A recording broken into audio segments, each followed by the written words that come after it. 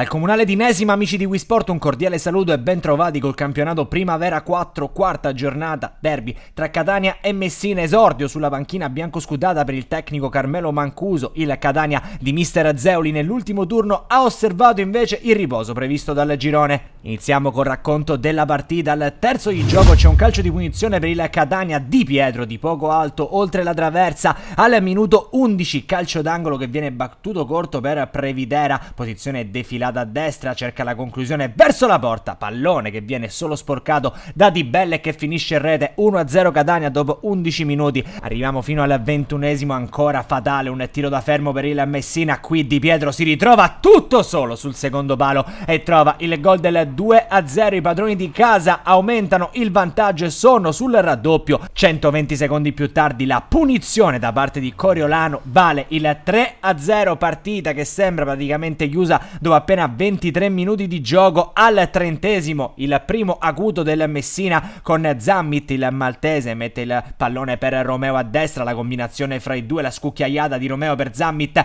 a vuoto la difesa del Catania da buona posizione. Zammit decide per l'assist in mezzo, il pallone finisce tra le braccia del portiere. Al 39esimo calcio d'angolo per la testa di Corallo, arriva anche il gol del 4-0 del Catania. 44esimo si vede il Messina, rilancio lungo dalla difesa, il pallone arriva a Zammit, defilato a sinistra, entra in area di prepotenza, cerca il diagonale, lo spedisce in porta e il gol che vale il 4-1. Timida reazione per la formazione di mister Carmelo Mancuso proprio quando la direttrice di gara fischia due volte e manda le formazioni a riposo. Inizia la ripresa, entra nel frattempo Alampi per Crisafulli al 48esimo, Raspaolo dalla destra per Cudispoto, Torrisi para. Minuto 58 tocca a Galvani al posto di Villani. 59esimo Cudispoto recupera il pallone a centrocampo, la mette su Zammit, ancora Zammit che avanza, cerca il sinistro, rompe l'incrocio dei pali, vicinissima al 4-2 il Messina. Sembra tutta un'altra partita in questo secondo tempo. Panzarella mette in area verso Raspaolo, defilato a destra, in mezzo dove arriva Daniel Cudispoto che fa 4-2 sul -2 adesso. I biancoscudati di mister Carmelo Mancuso, proprio Cudispoto che lascia il campo al 66esimo al posto di Salamone. Minuto 70, punizione di Zammit, parata del portiere che si rifugia in calcio d'angolo. Ultimo quarto d'ora, fuori Raspaolo e Fumagalli per Santoro e Ambriano. Minuto 77, attenzione a questo tentativo di retropassaggio da parte della difesa del Messina che di fatto libera la corsa di Montanaro, salta il diretto avversario, mette alle spalle del portiere il gol che vale il 5-2 e che chiude nuovamente e definitivamente la partita. Minuto 85, Salamone cerca il pallone lungo ancora per la corsa di Zammit che scappa alla difesa avversaria.